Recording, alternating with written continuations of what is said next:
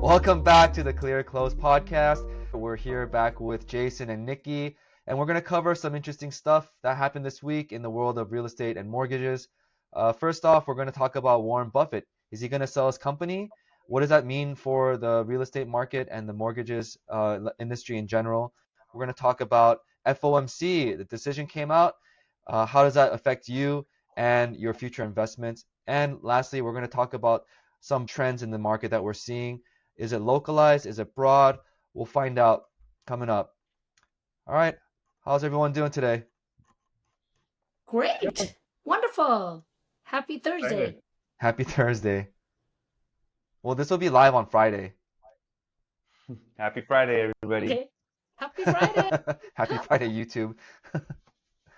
All right. So the first piece of news that we're going to cover that really shocked our industry was Warren Buffett potentially could sell HomeServices of America, which is the #1 brokerage in the United States, to the #2 brokerage in the United States, which is Compass. Many news outlets have covered this, so I guess we could share this screen. I'll read the article for a little bit so we can get a little bit of a better context. Berkshire Hathaway, led by the Oracle of Omaha, Warren Buffett, is in talks to sell its real estate brokerage business to New York-based Compass Real Estate. While some experts view this as a levered bet against U.S. home prices, others see it as a consolidation in the realty sector. Okay, and it basically talks about who is Berkshire, or who is Warren Buffett, what is HomeServices of America. It seems like people are kind of split on it. What do you guys think? Is this a good signal for real estate? Is it a bad signal for real estate? How should we be reacting? I believe it's good because, with real estate, there's always turns, right? It's like a cycle. So it doesn't mean that he's like now just going to be dropping all his, selling all his properties or his business and then not doing anything else. I believe that he's just kind of like revamping, bringing in something fresh and new. He probably have other things in his mind. So Honestly, I don't think it's a big deal that he's selling it. Just because it's Warren Buffett selling a business is probably what's gathering the news, in my opinion, because usually his method is buy and hold, unless the fundamental has changed that we don't see yet, or he has it explained when it comes time during his shareholder meetings or his annual shareholder meetings at Berkshire Hathaway. If there's something that he might be preparing for. I think he might even just want to hold the cash because he really likes bargain shopping. And with real estate where it's at, home values high, and just in general, like it might just be a cash play so that he can buy that dip. Yeah, that's pretty interesting. So you think, both of you guys think it's like a nothing burger almost to average American homeowners, that home prices will not change much. It'll be more like new management coming in and taking over, right? I mean, yes, to be frank, it's basically choosing who's going to buy and sell your home, who your real estate agent is going to be with. And I've seen real estate agents hop to different brokerages multiple times throughout their careers, but you're still working with the realtor. To me, that's not going to be as big of a change as if you see like a whole geographical region or market have different market influences with home values. That's different. Like, but with a brokerage merging, it could be even a better service, consolidation.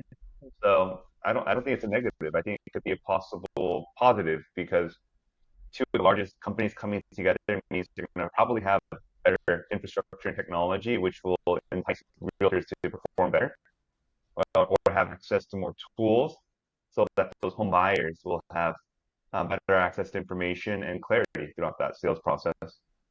it's kind of like bigger and better and pretty much monopolizing the whole, the whole country, right? I mean, the two biggest companies coming together, that's huge. So I see it as more of a business sense. Yeah, maybe not because he's making the sale that prices will drop, But I think the concern is, does he see a future crash coming? So he wants to exit out of this business or exit out of this industry to avoid losing a ton of value on this company. And, he'll have to eventually, if he wants to exit it, he'll have to sell it for a discount. Um, is that a possible situation? Do you guys see that a coming crash where even if home prices don't drop, maybe there's not going to be any activity, because when home prices drop, there will still be activity. People will be selling at foreclosure prices.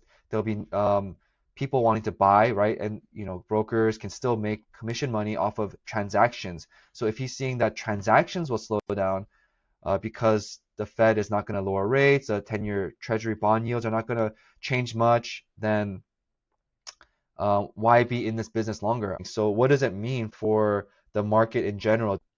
Didn't he just a couple months ago liquidate like all of his Bank of America or a large portion of his Bank of America holding, and yet they still showed a profitable return last quarter? So who Oh, knows what interesting. he's thinking? I know he still holds a significant portion of Bank of America. But he did liquidate a large portion of his holdings, so he's very cash heavy right now. He's been making moves during the last like 2, 3 years, and I remember seeing articles saying about a year or two ago saying, "What's he doing with all this cash? Why did he miss the rise in the equities?" Right? Hmm. So for what Hmm. it's worth, he might be thinking 5, 10 years down the road, and he's got cash. He's cash heavy now. So what's he preparing for? Right? That's what I'm thinking. Right. So I think that leads into, or that kind of supports the idea of he sees something on the horizon with the economy in general, maybe not just the housing market, but in, overall, there's going to be a huge correction to the downside, and he wants to have a lot of cash to be able to pick up these assets that are distressed or assets that are on huge discounts. Or maybe he sees like a different type of industry that he wants to put money into, you know? He is older, he's a lot older, and maybe he's interested in a different type of industry, but that doesn't mean that the industry that he's selling from is like crashing. You mean invest Because in Blue Sky or SpaceX or one of those guys? Was it Blue Sky or Blue we Origin? don't know. Blue Origin, I think, the Yeah. Blue Amazon one, Origin, right? yeah. Uh-huh. So I mean, it's definitely something to keep an eye on because that's a warning sign that these next 24 to 36 months, I need to be on my toes. So maybe something closer to selling near the top, getting ready for a crash. The greatest investor of our generation is preparing even more. I think he had like a few billion on the sidelines, right? If he's It's holding, multi-billion. Like, I don't know what exact amount. We should look it up, Peter. yeah, it's not a few billion, bro. It's 334 billion at the end of That's Oh, 2024. so much money just sitting on the sideline. that's He could insane. literally buy out economies and businesses. So I mean, he sees what's coming because he's seen it on those step ups, right? Oh my God. Yeah. Hmm. So yeah, it could be something, it could be nothing, it could be just part of his larger scheme to have maybe something close to $500 billion and he's just gonna buy the United States. I don't know. He's gonna be It's the not next even gonna make a president. dent. He might buy debt. He may be looking to buy debt for cheap. I don't know. Yeah. I know he's going to find a value somewhere, and I know he's probably got a short list of companies he sees great fundamentals on, but it's not at an ideal price for him yet because of the uncertainty. So it'll be fun to watch.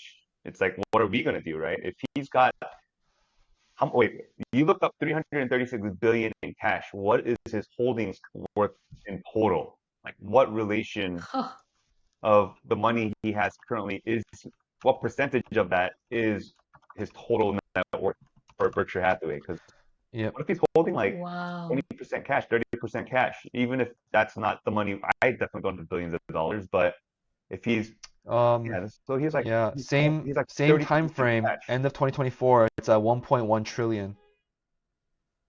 Yeah, so he's about Oh my. 33% in cash right now. So he's looking for a buying opportunity.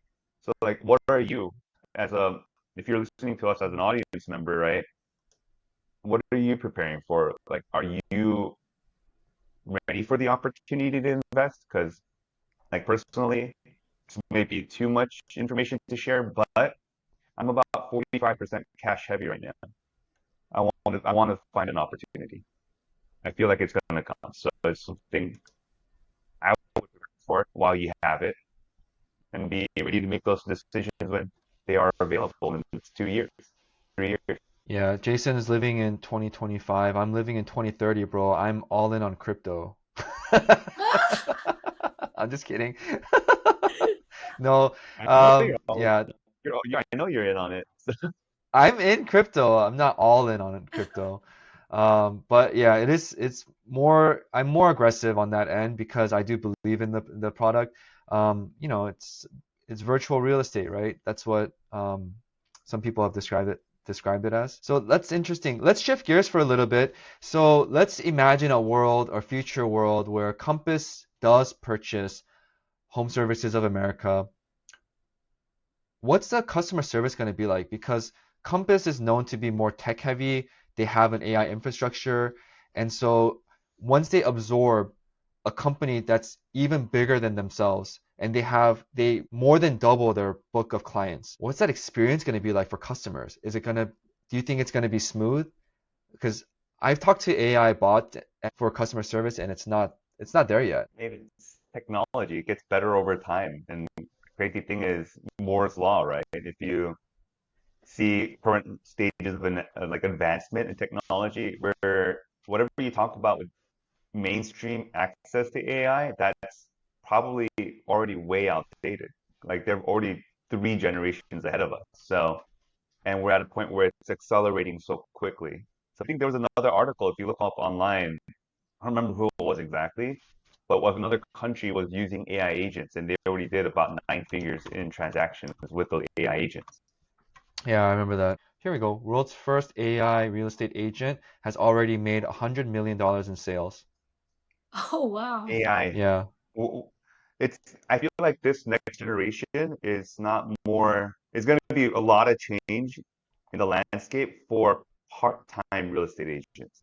That's the problem. Because I think if you look at all the licensed real estates across the country, almost half of them didn't do a single transaction last year. That's like Good. tens of thousands of licensed agents doing no business. So it's like, Yeah. what are real estate agents, you know? And it's pretty scary, like some of the stuff I've seen with those real estate agents that have no experience because they negotiate terms for a customer, they get them into contract, and they don't know how to do inspections or renegotiate problems on the properties. I'm all for technology if it enhances customer protection at the end of the day. I feel like Hmm. real estate agents like will always be around because people do like that warm and fuzzy when you're dealing with something that's like emotional. So I don't think it's gonna like go away. Because right now, I mean, we have all the tools. You could look up Zillow, you could look up, Redfin, and go and call up the real estate agent yourself and go look at the house. It's not like before where parents would have to depend on a real estate agent to bring them the list, right? And take them around. It could cover the part of contract, but pointing out the little special things about the house, like only a human being can kind of like give you that warm and fuzzy. There's always going to be a human touch required. But like Nikki said, with AI and technology, it'll make negotiating and contracts more rock solid, in my opinion, because it's going to catch those little nuances. But again, it's all hypothetical, really. You just gotta wait and see. And they might just mesh it together. Why not just do it together? AI plus a real estate agent. But I don't think they want to do that. I think if they're gonna go AI, they're gonna go AI all the way compared to like having a human, right? Paying a human. So I wonder who's gonna get the commission. Compass, Is it the the AI company. company? Oh gosh, Yeah, they yeah. don't have to split it with the real estate agent. Oh wow. Yeah. That's the future that they want. But you're right. I don't think consumers maybe in the next 5, 10 years they're not really ready for a full AI agent. Not like mass adoption. $100 million is a lot for one person, but if you think about the entire industry, that's, not that big. It could also be that, there is a segment of consumers out there who are like top tier credit score. no issues, and they just want a quick loan, AI agent may be the way to go for them because it's going to be quick and no hassle, no negotiation. But for the other people who are, kind of on the border, credit score is not really there, and they need help, a personal touch, someone with a lot of experience is going to be invaluable for them. Even like we're using AI, right? We have tools, AI tools, and it's as accessible as it's ever been, and it'll be even more accessible in the future for regular brokers and real estate agents to have AI tools. So I think it'll be interesting next 5 years. I don't think it's gonna happen in 5 years. I think more so maybe in later on toward like the end of our lifetime. No, Maybe I that's when I'll disagree. like I think it's gonna completely move so transition. fast. I think it's You gonna move think so so? fast. Think about 5 years ago, Gosh, 2020. Were we talking about that's AI? true. No. That is true. That is true. Oh We're talking gosh. about is it the end of the world I 5 years just ago. Yeah. Now we're talking about literally like Terminator style of apocalypse, right? Is Skynet real? Like Ted Cruz asked Elon Musk, is Skynet real? That was a real question on Ted Cruz's podcast.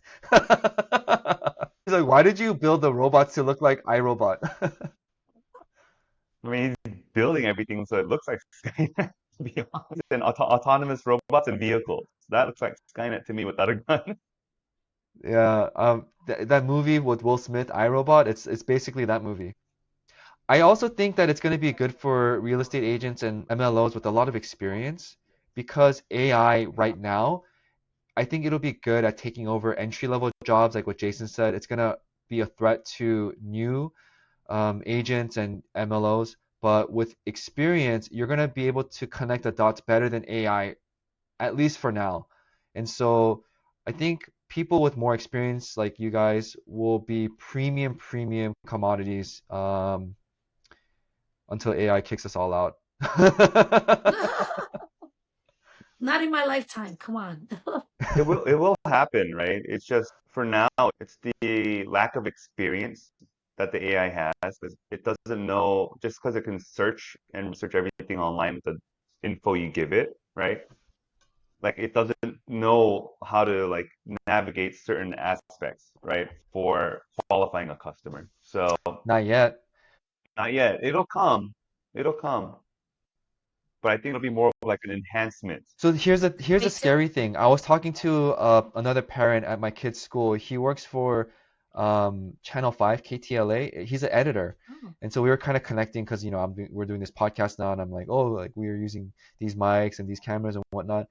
And he was like, yeah, I was telling my guys, um, if you're gonna edit offline because the AI that the computers that they're using for KTLA all have AI like trackers or whatever, learning programs, right? So whatever they do on the company's computer for editing, it's basically training the AI to replace them. And whatever Oh, Compass is doing, if you're an agent, like we have CRMs, right? They're gonna use Compass's CRM. You have to communicate with clients this way. They're basically training the AI model oh, how to got solve it. problems. And if they have thousands and thousands and thousands of agents, which they do, and brokers, which they do, they're gonna have access to decades, maybe centuries Thousands of worth minds. of experience in about a year training Oh, AI. wow. That's the scary future that I see. It's pretty cool to me.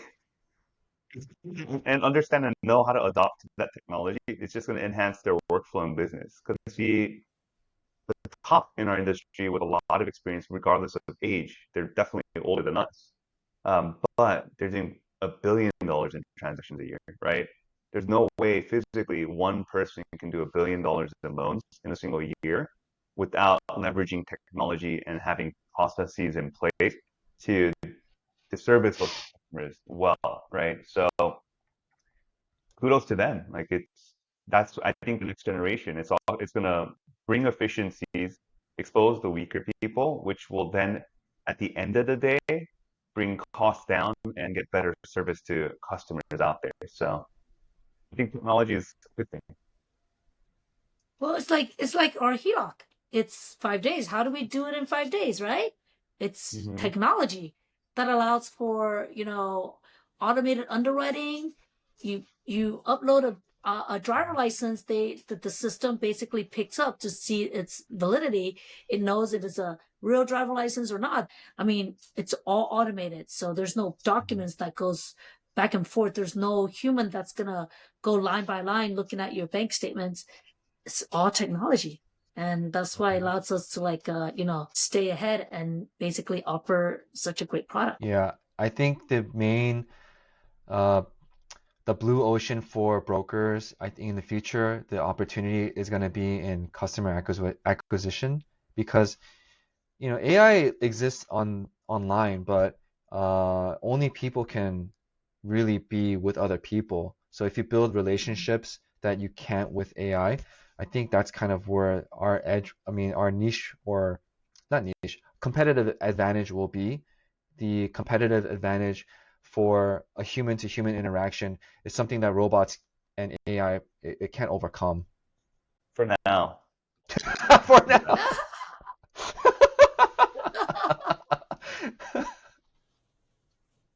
Yeah, you're right, bro. It's You're smarter right. than us already. So if they can start structuring conversations and figuring out the way people want to be spoken to, that's going to be very apparent soon, in my opinion. Because like you can talk to ChatGPT and it'll talk back to you. Well, this is a very grim topic. Let's move on to FOMC, decision to pause.